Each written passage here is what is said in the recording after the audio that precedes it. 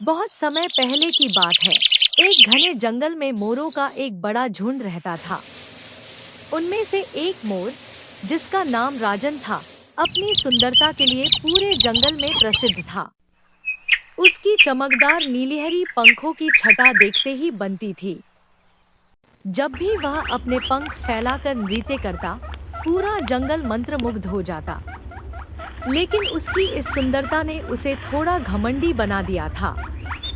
राजन का घमंड। राजन को अपनी सुंदरता पर बहुत गर्व था। वह हमेशा खुद को बाकी पक्षियों से श्रेष्ठ समझता और उन्हें तुच्छ मानता। जब भी कोई अन्य पक्षी उससे मित्रता करने की कोशिश करता, वह उसे उसकी साधारणता का ताना मारकर दूर भगा देता। एक दिन जंगल के एक बड़े वृक्ष की डाल पर बैठा एक कोयल मीठे स्वर में गा रही थी। उसकी सुरीली आवाज पूरे जंगल में गूंज रही थी। जंगल के सभी पक्षी और जानवर मंत्रमुग्ध होकर उसका गीत सुन रहे थे। लेकिन राजन को यह अच्छा नहीं लगा। उसने सोचा, सिर्फ सुंदरता ही सबसे महत्वपूर्ण चीज होती है। इस काली कोयल की सुरीली आवाज मेरी सुंदरता से अधिक प्रभावी कैसे हो सकती है?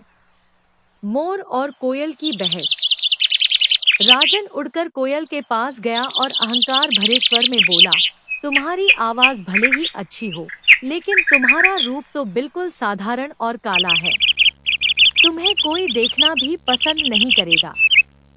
कोयल मुस्कुराई और शांति से बोली, राजन, सुंदरता केवल बाहरी नहीं होती, बल्कि हमारे गुणों में भी होती है। अगर लोग मेरी आवाज सुनकर खुश होते हैं, तो इससे बड़ी सुंदरता और क्या होगी? राजन ने हंसते हुए कहा, लेकिन जंगल में लोग मेरी सुंदरता के दीवाने हैं। मैं जब अपने पंख फैलाकर नाचता हूँ, तो सब मुझे देखने के लिए दौड़ पड़ते हैं।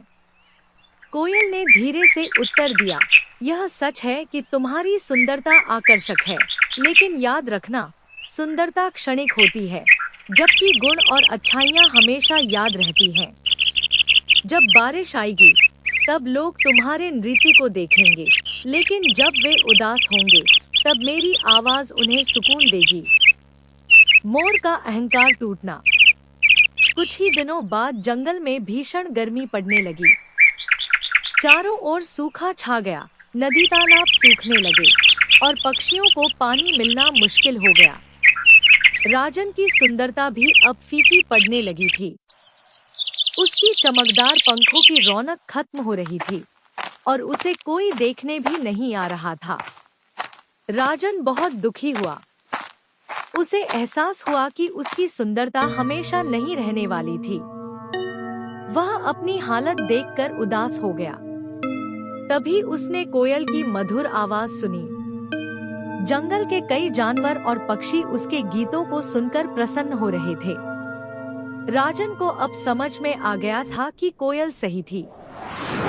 सिर्फ बाहरी सुंदरता से कुछ नहीं होता, असली मूल्य हमारे गुणों में होता है। उसने कोयल से माफी मांगी और कहा, अब मुझे एहसास हो गया है कि केवल रूप ही सब कुछ नहीं होता, बल्कि अच्छे स्वभाव और गुणों की भी बहुत महत्ता होती है। सीख। इस कहानी से हमें यह सीख मिलती है कि बाहरी सुंदरता क्षणिक होती है, लेकिन हमारे गुण और अच्छाइयाँ हमें सच्ची पहचान दिलाती हैं। इसलिए हमें घमंड नहीं करना चाहिए, बल्कि अच्छे गुणों को अपनाकर सभी से प्रेम पूर्वक व्यवहार करना चाहिए।